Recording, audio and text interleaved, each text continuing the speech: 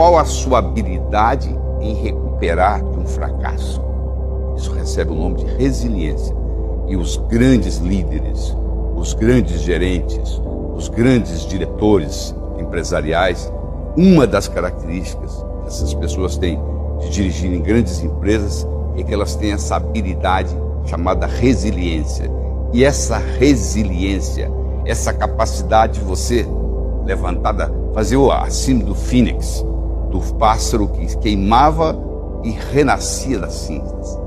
Essa síndrome fênixiana, essa síndrome de resiliência. A boa notícia é que isso pode ser ensinado, isso pode ser aprendido. O material resiliente, ele mantém, ele preserva a sua identidade diante das pressões, o estresse. O elástico, você estica e ele volta ao seu tamanho original, pelo menos próximo a ele. Um vidro parece tão duro, mas um pequeno trauma o estilhaça. Muitas pessoas são como um vidro, arrogantes, autoritárias, egocêntricas, mas um pequeno estresse os tira do ponto de equilíbrio, estilhaça a sua segurança. A água é muito resiliente, não discute com ninguém, ela contorna os caminhos e supera os seus obstáculos. Você se comporta como um material rígido quando alguém te contraria, te critica, te rejeita?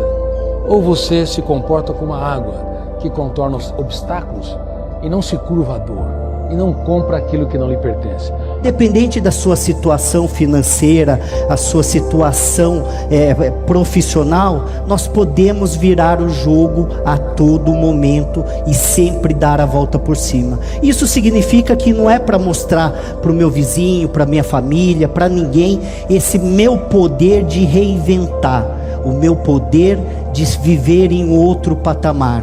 Hoje ser melhor do que ontem e amanhã ser melhor do que hoje. Então nós devemos e temos que correr atrás dessa evolução contínua, dessa evolução permanente. Resiliência é aquela capacidade de não desisto do meu propósito. A vida é isto, é cheia de obstáculos, de dificuldades, e a grande bênção é que a gente não desiste dela. Eu não consigo, eu escorrego, não dá certo. Eu quero um tal determinado emprego, mas eu não consigo, tem obstáculos no caminho.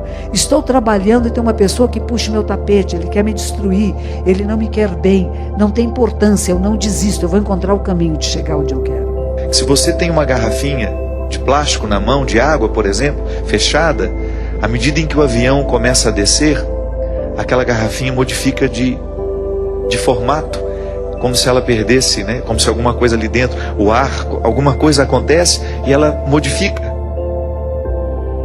Mas depois, quando o avião pousa e que nós voltamos a estar no horizonte da vida, essa garrafinha reassume o antigo formato.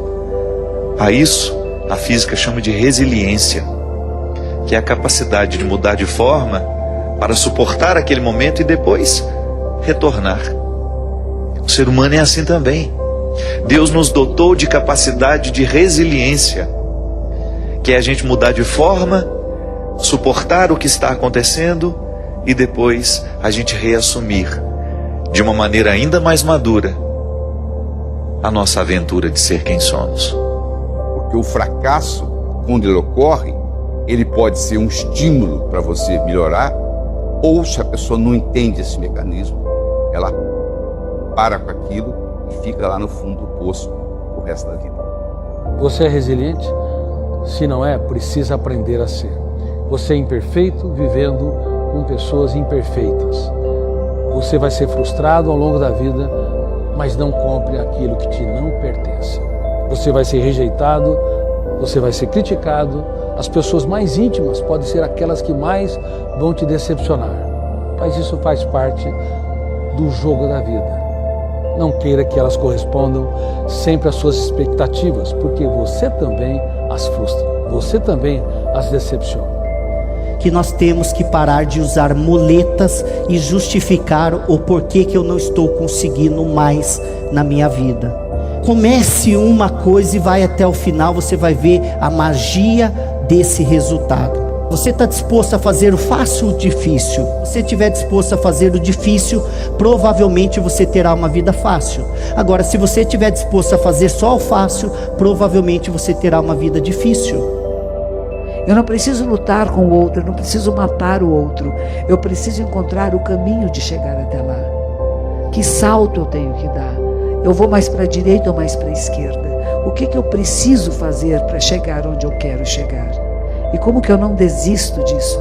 E tento outra vez, e outra vez, e outra vez, até que eu consiga. Por mais que a gente tenha lutado, por mais que a gente tenha tentado, a vida vem e nos rouba o que temos de mais precioso. E aí, com as mãos vazias, cantamos as estrofes dessa música. Recordamos que o amor é mais forte que a morte.